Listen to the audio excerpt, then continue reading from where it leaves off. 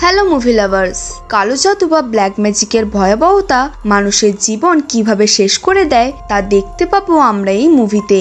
মানুষ যে নিজের স্বার্থ হাসিলের জন্য অন্য মানুষকে কিভাবে ব্যবহার করে এবং কতটা নিচে নামতে পারে তা আমরা এই মুভিতেই দেখতে পাবো। আজ আমি এক্সপ্লেন করতে চলেছি 2023 সালে রিলিজ হওয়া অসাধারণ একটি ইন্দোনেশিয়ান হরর মুভি যার নাম কাজিমান। তো চলুন কথা না বাড়িয়ে শুরু করা যাক আজকের এক্সপ্লেনেশন ভিডিও।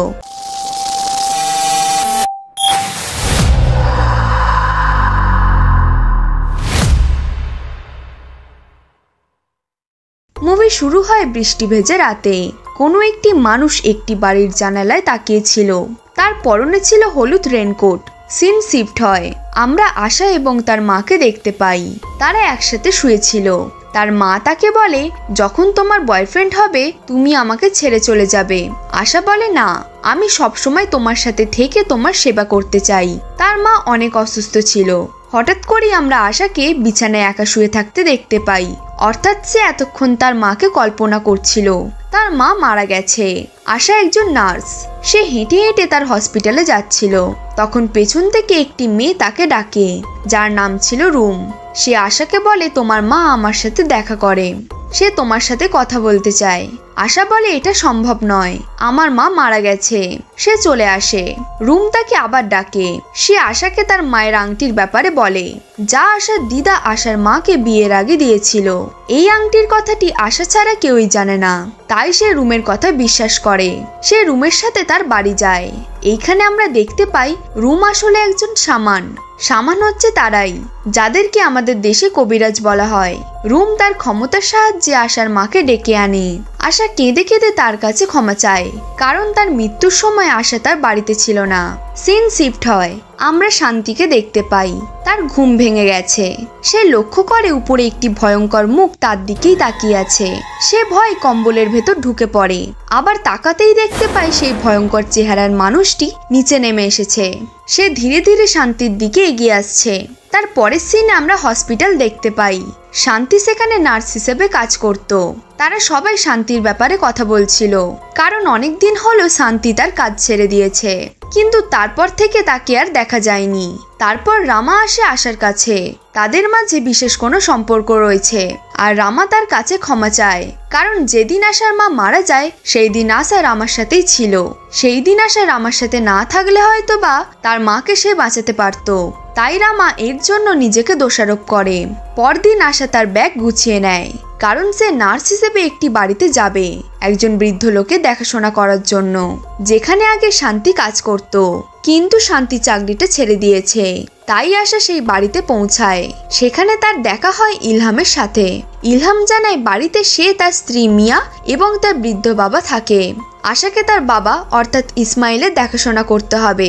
আশা রুমে এসে তার জিনিসপত্র গুছিয়ে নেয়। তারপর ইসমাইলের সেবা যত্ন শুরু করে। কিন্তু ইসমাইল খাবার খেতে চাইছিল না, যেন তিনি চাইছিলেন না তিনি সুস্থ হয়ে উঠুক। রাতে রামা আশার সাথে ভিডিও কলে কথা বলছিল।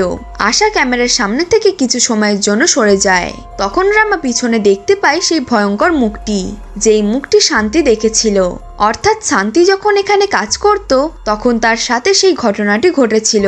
রামা এটি তার চোখের ভুল ভেবে আশাকে কিছু জানায় না।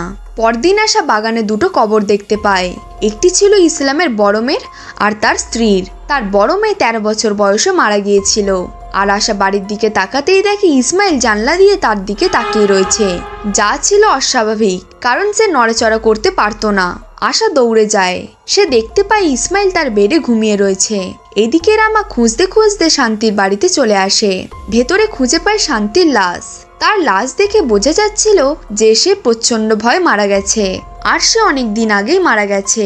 রামা ব্যাপারটি আশাকে জানানোর জন্য আশাকে ফোন করে, কিন্তু আশা ঘুমিয়েছিল। তার মাথায় কেউ হাত বুলিয়ে দিচ্ছিল। শান্তির মতো তারও ঘুম ভেঙে যায়, কিন্তু সেখানে কেউই ছিল না। সে খাটের নিচে তাকায়। সেখানে একটি কাগজ পড়েছিল। সে এইটা নেওয়ার জন্য নিচে নামে। তখন উপর থেকে সে কিছু শব্দ শুনতে পায়। সে দেখতে পায় কেউ পা নামিয়ে খাটে বসে আছে। অপর পাশ থেকে নেমে আসে সাদা লম্বা চুল। আশা ভয় চিৎকার করে ওঠে। সে প্রচন্ড ভয় পেয়েছে, আর এটি তার একটি স্বপ্ন ছিল। সেদিন আবার ইসমাইল খাবার ফেলে দেয়। আশা পরিষ্কার করতে গিয়ে দেখতে পায় খাটের নিচে তার স্বপ্নের মতো একটি ভাঁজ করা কাগজ পড়ে রয়েছে। সে সেটি ডাস্টবিনে ফেলে দেয়। এদিকে রামা হসপিটালে ছিল। হঠাৎ করে বিদ্যুৎ চলে যায়। বাইরে কেউ ছিল না।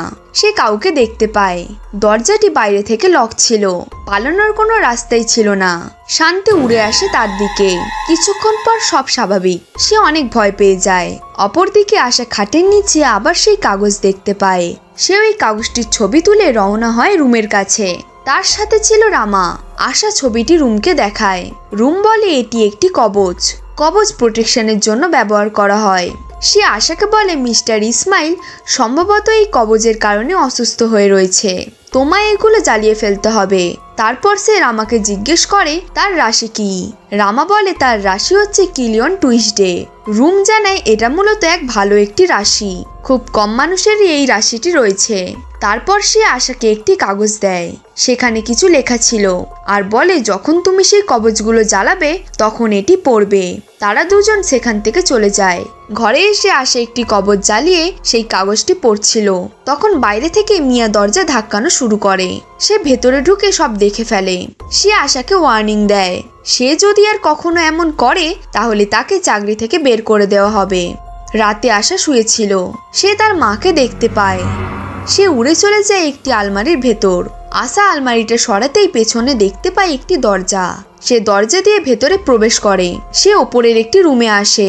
সেখানে কালো জাদু করার কিছু জিনিসপত্র ছিল। সে তার মোবাইল বের করে সবকিছু ছবি তুলে নেয়। এদিকে রামা তার ঘরে শুয়েছিল। সে তার সামনে শান্তিকে দেখতে পায়। ভয় সে কম্বল মুড়ি দেয় আর ঘুম ভেঙে যায়। এটি তার স্বপ্ন ছিল। সে তার বিছানায় একটি তাবিজ খুঁজে পায়। সে জানলা দিয়ে তা ফেলে দেয়। পরদিন মিয়া সেই দরজাটি দেখতে পায়। সে এটি আগে কখনো দেখেনি। সে এটি নিয়ে ইলহামের সাথে ঝগড়া করা শুরু করে, কারণ ইলহাম তাকে এই ব্যাপারে আগে জানায়নি। সে কল করে টাটোকে। টাটো একজন কবিরাজ। অপরদিকে রামা যায় রুমের কাছে, কারণ সে এখন তার স্বপ্নে শান্তিকে দেখতে পায়। এদিকে নাটো সেই বাড়িতে আসে। এখানে আপনাদের জানিয়ে রাখি, ইসমাইল একসময় গরিব ছিল। সে ধনী হওয়ার জন্য তার বাড়িতে একটি ব্ল্যাক ম্যাজিক করে, যার ফলে সে রাতারাতি ধনী হয়ে যায়। কিন্তু এর বিনিময়ে তাকে নির্দিষ্ট কয়েক বছর পর পর তার আপন কিছু হারাতে হবে। ধনী হওয়ার 8 বছর পর সে প্রথম তার বড় মেয়েকে হারায়। কেউ জানে না সে কি রোগে মারা গেছে। তবে ইসমাইল বুঝে যায় তার মেয়ে এই ব্ল্যাক ম্যাজিকের কারণেই মারা গেছে। তার 8 বছর পর মারা যায় তার স্ত্রী। ইসমাইল তখন বুঝতে পারে আগামী 8 বছর পর তার ছেলে ইলহামও মারা যাবে। তাই সে ব্ল্যাক ম্যাজিকের সেই আত্মাটাকে সেই গোপন রুমে বন্দি করে দেয়। এর ফলে ধীরে ধীরে ইসমাইল অসুস্থ হয়ে যায়। আশা এই সবকিছু উপর থেকে দেখছিল। সে সবকিছু ছবি তুলে রামার মাধ্যমে রুমকে দেখাচ্ছিল। তারা সেই গোপন রুমে প্রবেশ করে। টাটো তার রিচুয়াল শুরু করে। তখন সেখানে সেই স্পিরিটটি আশার ওপর ভর করে, যা দেখে রুম রামাকে একটি কাগজ দেয়। তারপর তাকে বলে টাটোরা আজ রাতে একটা রিচুয়াল বা অনুষ্ঠান করবে। তখন তোমাকে এই লেখাগুলো আশার সাথে বারবার পড়তে হবে, তাহলে আশা বেঁচে যাবে। রামা রওনা হয়। এদিকে আশা এগিয়ে আসে টাটোর দিকে। তাদের মাঝে ধস্তাধস্তি শুরু হয়। আশাকে তারা ধরে ফেলে। আশা বলে এটা আমার বাড়ি, তুই এখানে কেন এসেছিস? টাটো বলে তুই অনেক প্রাচীন ভাষা ব্যবহার করছিস, তোর নাম কি? আশা বলে আমার নাম জানার তোর কোনো দরকার নেই, আমি তোর মতোই। পার্থক্য হচ্ছে আমি মর্টাল, তুই এখান থেকে চলে যা, এটা আমার এলাকা। টাটো তার মুখ থেকে একটা সুতো বের করে। আশা বমি করে। তার ভেতর থেকে সেই আত্মাটি চলে যায়। টাটু ইলহাম ও মিয়াকে বলে আজ রাতে আমাকে এখানে একটি রিচুয়াল করতে হবে। আজ রাত কিলিয়ন ফ্রাইডের রাত। রাতে রিচুয়ালের প্রস্তুতি নেওয়া হয়। রামা গেটটির উপর দিয়ে বাড়িতে প্রবেশ করে। তারপর বাড়ির ভেতরে ঢুকে আশার রুমে যায়। আশার হাত পা বাঁধা ছিল। সে তার বাঁধন খুলে দেয়। তারপর তারা রোমের দেওয়া সেই কাগজের লেখাটা পড়া শুরু করে। এরপরে টাটো রিচুয়াল শুরু করে দিয়েছিল, আর এদিকে তারা সেই কাগজটি পড়ছিল। টাটো তার রিচুয়াল শেষ করে। রামা আশার হাত পা বেঁধে খাটের নিচে লুকিয়ে পড়ে। তারা আশাকে দেখে চলে যায়। রামা খাটের নিচ থেকে বের হওয়ার সময় আশার ব্যাগে কিছু কাগজ খুঁজে পায়। সেখানে লেখা ছিল, ওই কাগজের লেখাটি কিলিয়ন ফ্রাইডের দিন মিস্টার ইসমাইলের রুমের নিচে বারবার পড়তে হবে, তারপর আমি তোমাকে এখান থেকে নিতে আসব। আশাকে বাঁচানোর জন্য তাকে যে কাগজটি দেওয়া হয়েছিল তার লেখা আর এই লেখা একই। সে বুঝতে পারে না এর রহস্য কি। আশার ব্যাগে সে অনেক তাবিজ খুঁজে পায়। সে আশাকে বলে, আমি ফিরে আসব। সে তাবিজগুলো নিয়ে বাড়ির বাইরে বেরিয়ে যায়। সিন শিফট হয়। আমরা রুমকে দেখতে পাই সে কোনো একটি রিচুয়াল করছিল। সেখান থেকে একটি পাওয়ার বা একটি স্পিরিট যায় সেই বাড়িতে। এই স্পিরিটটি বাড়িতে প্রবেশ করে। আশার জ্ঞান ফেরে। সে এখন অনেকটাই সুস্থ। সে ওপরে সেই রুমে আছে। পাশ থেকে তার মা বলে, আশা আমাকে সহ্য করো। আশা ধীরে ধীরে তার দিকে এগিয়ে যায়। এদিকে মিয়ার ঘুম ভাঙে। সে হেঁটে সেই রুমে যায়। ভেতরে সে লক্ষ্য করে একটি জানালার পাল্লা বাড়ি খাচ্ছিল। সে ধীরে ধীরে এগিয়ে যায়। তখন পিছন থেকে কেউ তাকে ধাক্কা মারে। সে জানালা দিয়ে নিচে পড়ে যায়। তারপর ঘুম ভাঙে ইলহামের। সে দেখতে পায় তার বউয়ের লাশ মাটিতে পড়ে আছে। সে ভাবে তার বাবা মিয়াকে হত্যা করেছে। সে একটি অস্ত্র খুঁজে পায়। এদিকে রামা আসে রুমের কাছে। রুম তাকে বলে, আমি জানতাম তুমি আসবে। রামা কবজগুলো তার হাতে নিয়ে বলে, এগুলো কি? আমি জানি এগুলো তোমার। তুমি এগুলো কেন আশাকে দিয়েছ? তোমার প্ল্যানটা কি? অপরদিকে ইলহাম সেই রুমে তার বাবাকে খুঁজে পায়। তার বাবা পাগলের মতো হাসছিল। অপরদিকে রুমও রামার উপর হাসছিল। তারপর রামাকে বলে, অনেক বছর আগে ইসমাইল আমার সাহায্যে এই কালো জাদু করে নিজেকে ধনী বানিয়েছিল। তার ঘরে যে স্পিরিটটি রয়েছে তা আমার পালিত স্পিরিট। কিন্তু পরবর্তীতে ইসমাইল সেই স্পিরিটটিকে বন্দি করে ফেলে। আর বাড়িতে কবজ ছিল বলে আমি সেই বাড়িতে প্রবেশ করতে পারি না। তাই আমি শান্তির সাথে দেখা করি। তাকে সেই বাড়িতে পাঠাই তাবিজের ক্ষমতা শেষ করার জন্য। কিন্তু সে ব্যর্থ হয়। তাই আমি দেখা করি আশার সাথে। আশা তোমার সাহায্য পেয়ে তার কাজে সফল হয়েছে। সেই বাড়িতে এখন কাজিমান মুক্ত। সে এক এক করে সবাইকে শেষ করার কাজ শুরু করেছে। রুমের হাতে একটি বুক ছিল।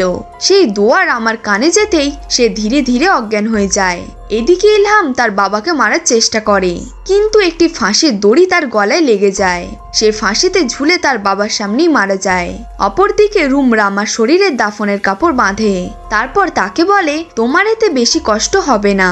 সে হাতে একটি ব্যাগ নিয়ে রামার স্কুটি করে রওনা হয়। এদিকে আসে ইসমাইলের শরীরে পেট্রোল ঢালে। তারপর ধরিয়ে দেয় আগুন। ইসমাইল সেখানেই আগুনে পুড়ে মারা যায়। আশা তার সামনে বসে কাঁদছিল। এই বাড়িতে সে ছাড়া আর কেউ জীবিত নেই।